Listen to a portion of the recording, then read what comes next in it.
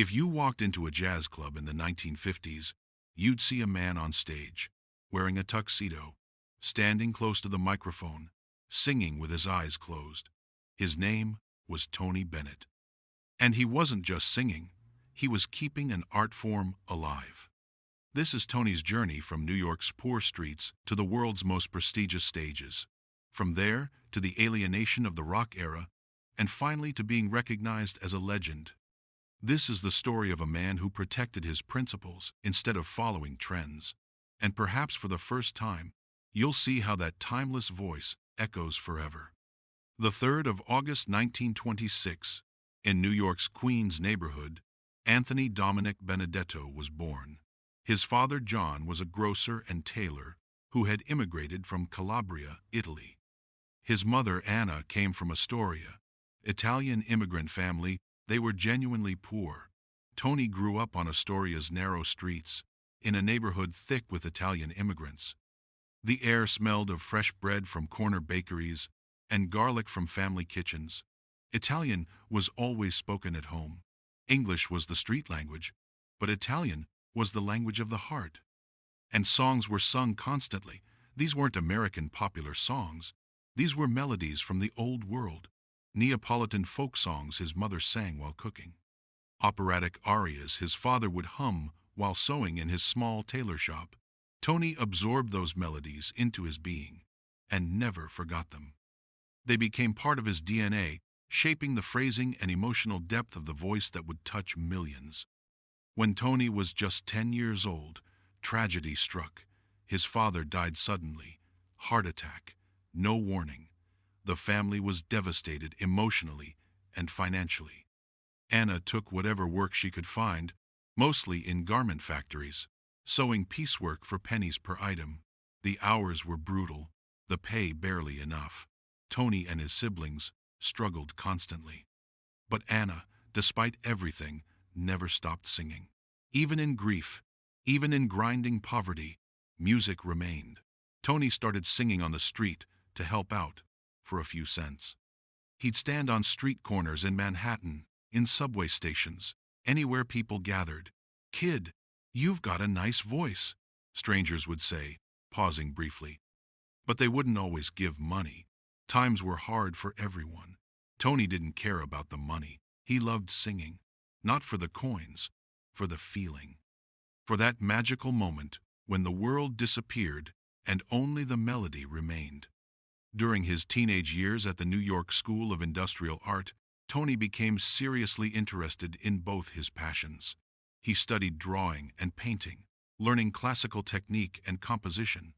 He showed genuine talent with a brush, but the academic curriculum didn't interest him. Math, science, history, all boring distractions. He only wanted to sing and paint.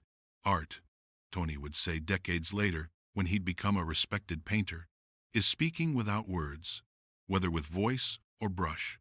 At 16, he dropped out of high school. No diploma. The family needed money desperately. Tony worked as a waiter in Italian restaurants in Manhattan. He worked as an elevator operator in office buildings, riding up and down all day.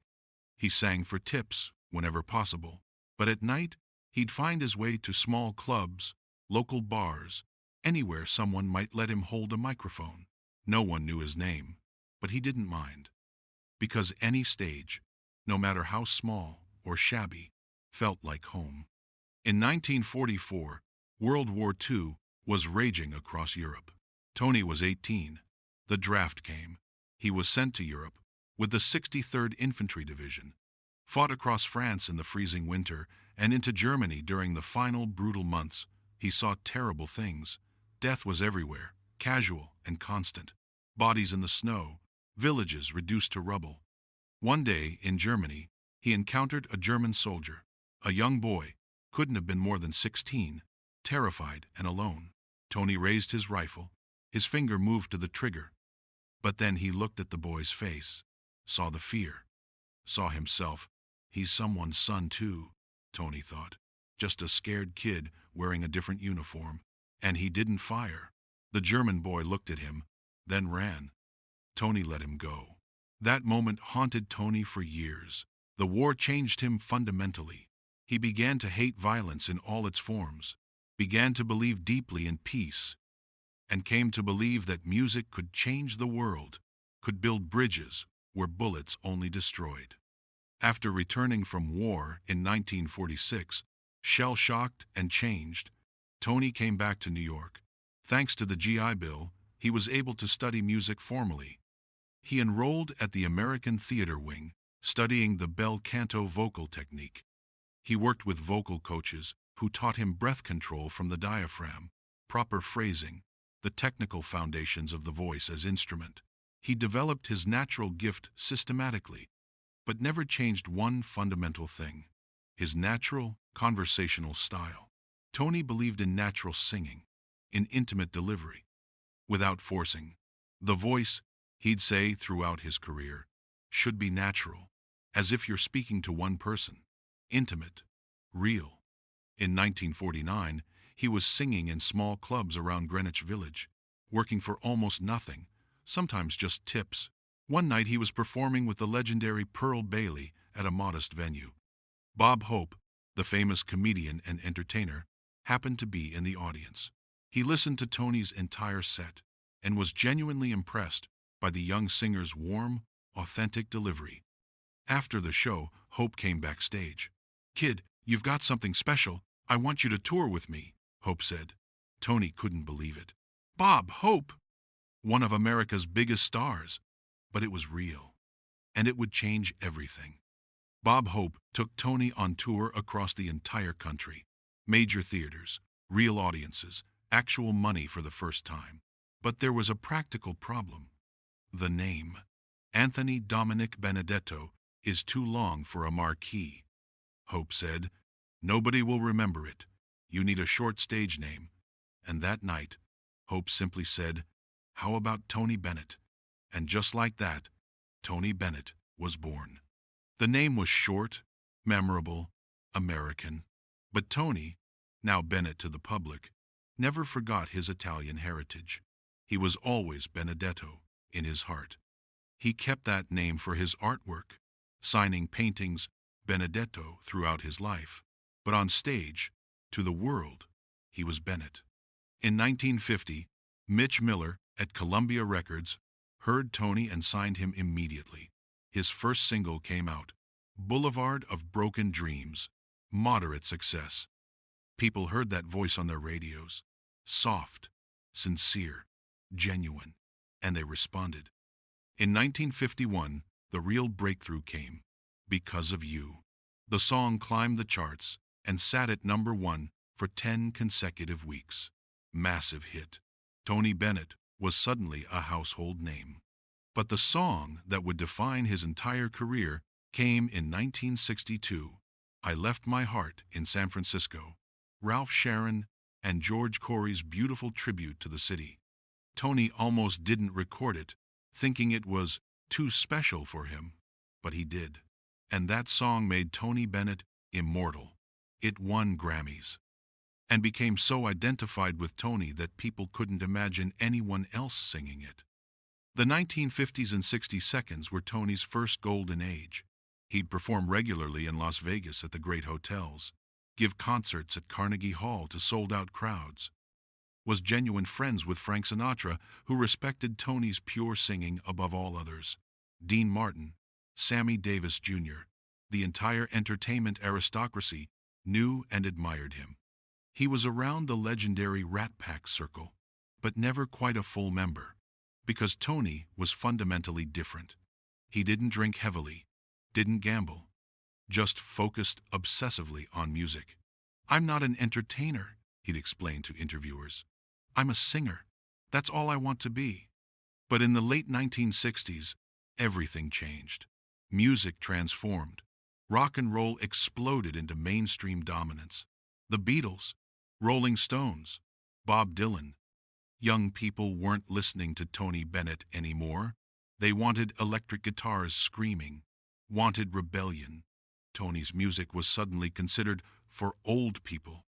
Columbia Records pressured him intensely. "You need to change," executives demanded. "Sing rock songs, or you're finished." Tony resisted firmly. "I am who I am," he said, "and I won't change."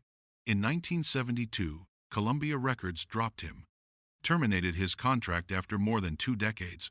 "You're a thing of the past now," they said. Tony was devastated. He was 46. His career seemed completely over. The 1970s became the darkest decade of Tony's life. Concert bookings decreased dramatically. He wasn't appearing on television anymore. The money dried up. His marriages failed. Both of them. He fell into deep depression.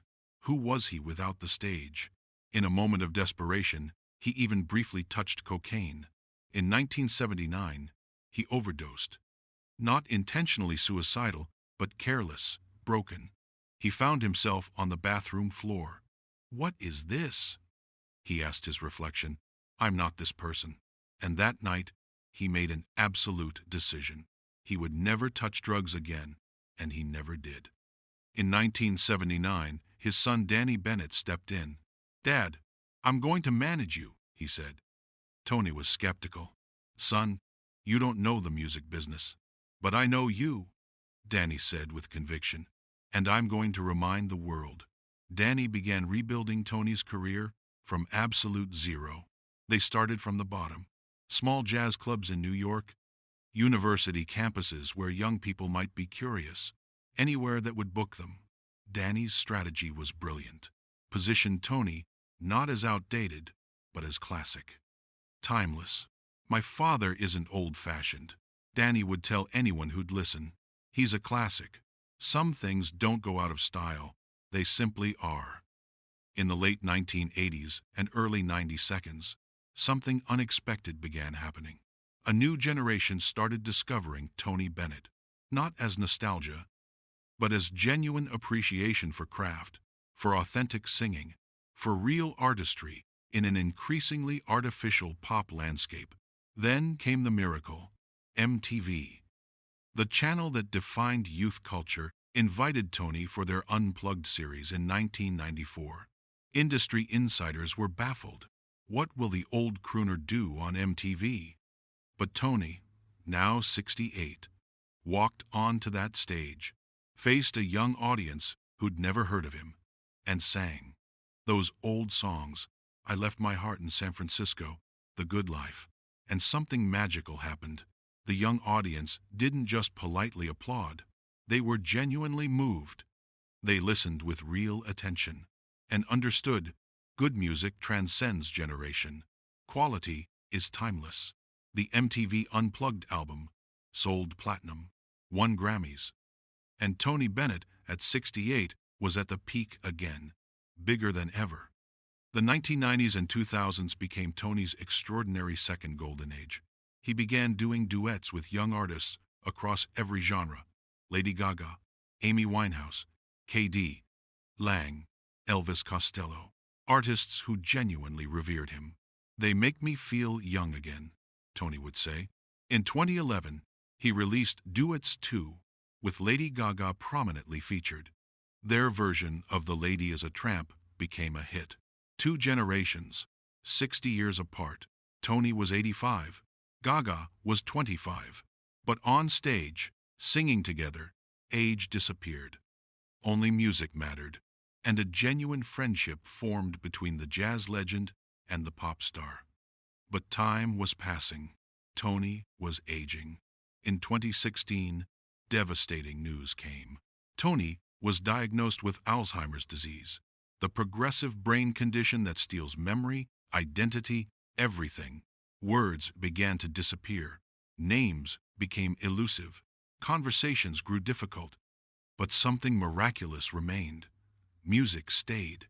His doctor explained, "Music lives in a different part of the brain. It's one of the last things Alzheimer's takes." Tony's music is so deeply embedded, it may never leave. And it proved true. Tony would forget what day it was, where he was, sometimes who people were, but play him a song, and Tony would sing. Every word, every note, perfectly, because music wasn't in his brain, it was in his soul. In 2021, at 95, Tony made his final album, once again with Lady Gaga, Love for Sale, classic Cole Porter songs. Recording sessions were difficult. Tony would sometimes get confused in the studio. Where am I? Who am I? He'd ask softly. Then the music would start, and Tony Bennett would return. His voice would emerge, strong and sure, and he'd sing flawlessly, because the music knew the way home, even when his mind was lost. August 2021, Radio City Music Hall, Tony's final concerts, 2 nights with Lady Gaga, One Last Time. Both shows sold out instantly, 6,000 people each night.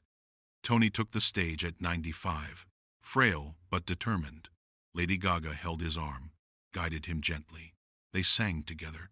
Sometimes Tony would forget the lyrics, would stop, confused, and Gaga would whisper them softly.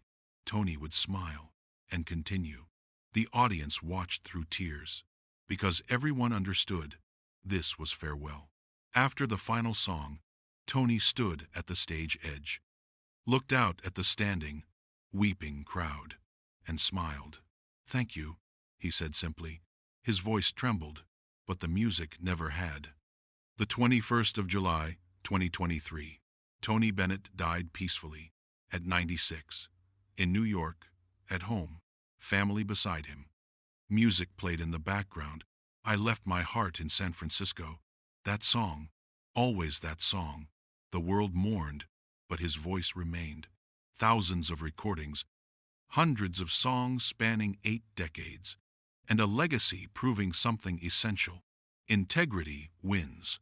Not immediately, not easily, but eternally. Today, Tony Bennett's voice is still everywhere. On radios, in playlists, at weddings, in films. When I Left My Heart in San Francisco plays, people stop. Remember. That man in the tuxedo, standing close to the microphone, eyes closed, lost in the song. And they understand. Some voices never die, because they don't just sing, they become eternal. They stop time. An empty jazz club, dark stage, a microphone stand illuminated by soft spotlight, a piano in shadows, silence. But in that silence, something remains, a melody, an echo. Tony Bennett's voice, warm, sincere, timeless. And you understand, music doesn't die, because it lives in memory, and some memories stay fresh forever. They become the sound of integrity, the sound of a man who never sold his soul and, because of that refusal, became immortal. So how do you remember Tony Bennett? As that classic tuxedo-clad singer, or as the artist who proved that never compromising your principles is the ultimate form of success? Share with us in the comments. Don't forget to hit that like button and subscribe so you never miss another journey through music history's timeless voices.